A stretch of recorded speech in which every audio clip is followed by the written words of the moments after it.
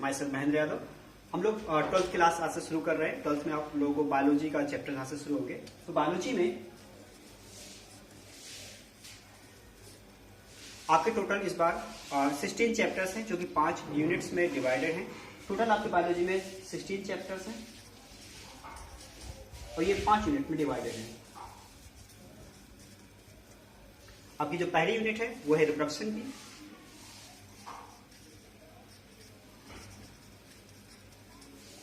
दूसरी यूनिट है genetics and evolution.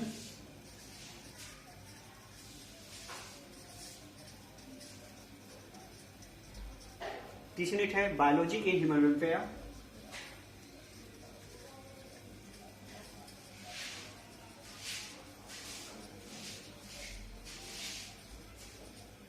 चौथी यूनिट है बायोटेक्नोलॉजी।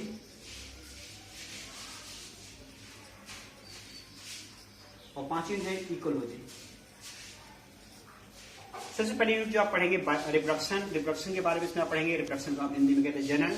दूसरी यूनिट है आपकी जेनेटिक्स एंड इवोल्यूशन। जेनेटिक्स को हिंदी में कहते हैं आनुवंशिकी, जिसमें आप आनुवंशिक गुणों की स्टडी करते हैं। और इवोल्यूशन यानी कि विकास, इसके बारे में आप लोग 10th में पढ़ चुके हैं ऑलरेडी। तीसरी यूनिट है आपकी बायोलॉजी इन ह्यूमन वेलफेयर। इस बायोलॉजी का मनुष्य के लिए क्या उपयोग है इसके बारे में स्टडी करते हैं। चौथी यूनिट आपकी बायोटेक्नोलॉजी आती है। इसमें हम बायोटेक्नोलॉजी की प्रिंसिपल्स और उसकी एप्लीकेशंस के बारे में स्टडी करते हैं। बायोटेक्नोलॉजी को हिंदी बोलते हैं जैव प्रौद्योगिकी। और पांचवी यूनिट है आपकी इकोलॉजी यानी कि पारिस्थितिकी। सबसे पहले बात करते हैं पहली यूनिट की जो कि आपकी रिप्रोडक्शन है। रिप्रोडक्शन में पहली यूनिट है रिप्रोडक्शन। रिप्रोडक्शन को हिंदी बोलते हैं जनन। हम इसमें जनन के बारे में पढ़ते हैं। इस यूनिट का ये जो यूनिट है इसमें आपको बायोलॉजी टोटल 70 मार्क्स की है रिटर्न जो होता है, और 70 में से 14 मार्क्स का ओनली रिप्रोडक्शन से आता है। तो काफी इंपॉर्टेंट यूनिट है, इसके बारे में सही से पढ़ेंगे। इसमें पहली यूनिट रिप्रोडक्शन के अंतर्गत आपको 4 चैप्टर्स आएंगे। जो पहला चैप्टर है that is reproduction in organism.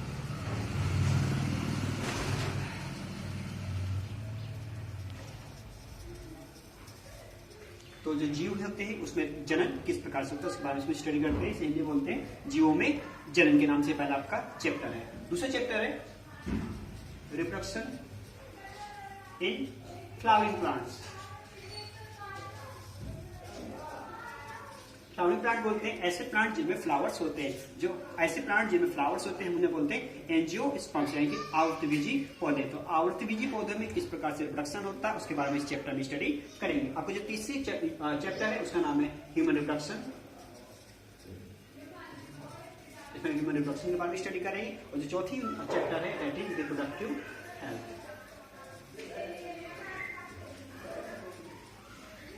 इसमें हम रिप्रोडक्टिव हेल्थ की स्टडी करते हैं। रिप्रोडक्टिव हेल्थ यानी कि जो रिप्रोडक्टिव पार्ट्स हैं उनका फंक्शनिंग और उनका नॉर्मल फंक्शन है या फिर किस टाइप से फंक्शन करते हैं उसके बाद इसमें स्टडी करते हैं। तो टोटल 4 चैप्टर्स है आपका पहले यूनिट में। रिप्रोडक्शन के अंदर 4 चैप्टर्स पढ़ेंगे। सबसे पहला जो हम चैप्टर पढ़ेंगे आज से हम शुरुआत कर रहे हैं रिप्रोडक्शन इन ऑर्गेनिज्म की, विद जीवों में जनन। इसे बोलते हैं जीवों में जनन। पहले चैप्टर का आपका नाम है जीवों में जनन। सबसे पहली चीज है जनन, रिप्रोडक्शन। किसी चीज को पढ़ने से पहले सबसे इंपॉर्टेंट ये होता है कि हम उस चीज को क्यों पढ़ रहे हैं, जिससे हमें उसे समझना आसान हो जाता है। तो जनन का क्या महत्व है इसको समझने से पहले हमें एक शब्द, एक टर्म समझना होगा जो कि है लाइफ स्पॉन। लाइफ स्पॉन को बोलते हैं जीवन अवधि। जीवन अवधि क्या होती है? किसी भी जीव के जन्म से लेकर नेचुरल डेथ यानी कि मृत्यु, किसी भी जीव के जन्म से लेकर उसकी स्वाभाविक मृत्यु यानी कि बॉर्न से लेकर नेचुरल डेथ के बीच का जो टाइम पीरियड है, उसके बीच का जो समय होता है उसको बोलते हैं लाइफ स्पान यानी कि जीवन अवधि। प्रत्येक जीव की एक निश्चित जीवन अवधि होती है। जैसे मनुष्य का जो जीवन अवधि है वो लगभग 60 से 70 साल होता है। ठीक, तो ये बहुत इंपॉर्टेंट चीज है कि जीवन अवधि क्या होती है। जीवन अवधि क्या होती है? जन्म से लेकर मृत्यु के बीच का जो समय पीरियड है, टाइम पीरियड होता है, उसे जीवन अवधि कहते हैं। तो प्रत्येक जीव का जीवन अवधि अलग होती है। एक इंपॉर्टेंट बात यहाँ पर यह है कि किसी भी जीव का जो शरीर होता है वो जीवन अवधि को कोरिलेट नहीं करता। किसी भी जीव का शरीर और जीव की जीवन अवधि को प्रभावित नहीं करता। इसका अर्थ यह है कि जो बड़े जीव हैं, ऐसे जीव जिनका शरीर का आकार बहुत ज्यादा है, उसके बाद भी उनकी जीवन अवधि छोटी हो सकती है, और ऐसे जीव जिनका आकार छोटा है, उसके बाद भी उनकी जीवन अवधि बड़ी हो सकती है। अब जैसे मनुष्य की हम बात करें, मनुष्य की जीवन अवधि 60 से 70 साल है, तो मनुष्य की पूरी प्रजाति 60 से 70 साल बाद खत्म हो जानी चाहिए, परंतु ऐसा नहीं हुआ। हजारों सालों से लगातार मनुष्य का विकास चल रहा है। इसका कारण क्या होता है? इसमें जो सबसे महत्वपूर्ण भूमिका अदा करता है वो होता है रिप्रोडक्शन। मीन्स मनुष्य जो होता है अपने जन्म से लेकर मृत्यु के बीच में रिप्रोडक्शन के द्वारा अपने जैसे दूसरे जीवों को इस धरती में छोड़ देता है। अब ये रिप्रोडक्शन क्या होता है? जीवों में ऐसी बायोलॉजिकल प्रोसेस, ऐसी जैविक प्रक्रिया जिसके द्वारा मनुष्य अपने जैसे दूसरे जीव को उत्पन्न करता है, इस प्रक्रिया को जनन या रिप्रोडक्शन कहते हैं। अब जो रिप्रोडक्शन होता है, मनुष्य यहाँ पे रिप्रोडक्शन का मनुष्य नहीं, कोई भी प्राणी हो सकता है। कोई भी जीव अपने जन्म से अपने मृत्यु के बीच में अपने जैसे जीव को उत्पन्न करने की क्षमता होती है, उसे जन्म कहते हैं। अब जो रिप्रोडक्शन होता है ये 2 टाइप का होता है, असेक्सुअल एंड सेक्सुअल। असेक्सुअल बोलते हैं अलैंगिक जनन, और सेक्सुअल को लैंगिक जनन। इसको हम समझ लेते हैं। अलैंगिक जनन क्या होता है?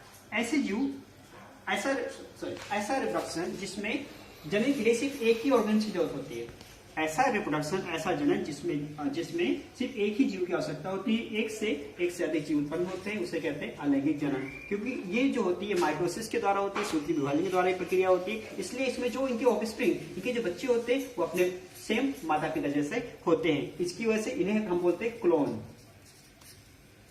ऐसे जीव जो अलैंगिक जनन की प्रक्रिया के फल से उत्पन्न होते हैं उन्हें हम क्लोन कहते हैं। इन्हें हम क्लोन इसलिए कहते हैं क्योंकि इनका जो जेनेटिक स्ट्रक्चर है वो ऑलमोस्ट सेम होता है अपने पेरेंट्स की तरह।